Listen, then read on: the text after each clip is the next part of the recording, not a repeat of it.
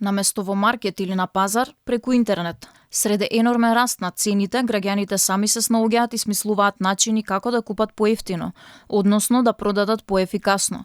Одреден период на социјалните мрежи веќе кружат понуди со продажба на млеко, млечни продукти, јајца, брашно, домашно сувомеснато. Станува збор за понуда од поединци и мали бизниси. Главниот мотив е полесно да се преброди прехранбената криза, која се должи на енормно високите цени во маркетите, но и да се купува домашно произведено. Млечни производи, сувомеснати производи од домашно производство. Фирми нема бидат дозволени, но мали бизниси кои што имаат, зборам фирми на големо кои што работат.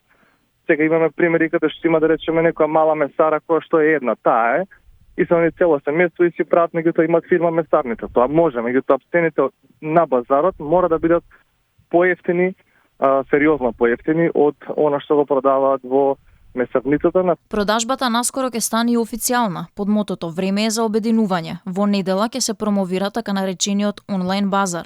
Голем број граѓани веќе се придружија на оваа иницијатива, а организаторите апелираат за почитување на правилата за учество. Дел од луѓето кои ја споделуваат објавата апелираат да се приклучат што повеќе производители. Иницијативата е во период кога млекото, сирењето, сувомеснатите производи стануваат луксус за голем број од граѓаните. Но проблем имаат и производителите кои не можат да издржат со ниските откупни цени. Па оттука и јавноста беше сведок на примери како пиперки се фрлаат на буниште или драматични апели на сточари и производители на млеко дека се пред пропаст. Власта досега се правда дека мерките што се преземале давале резултати, а притисокот бил резултат на ефектот од глобалната криза.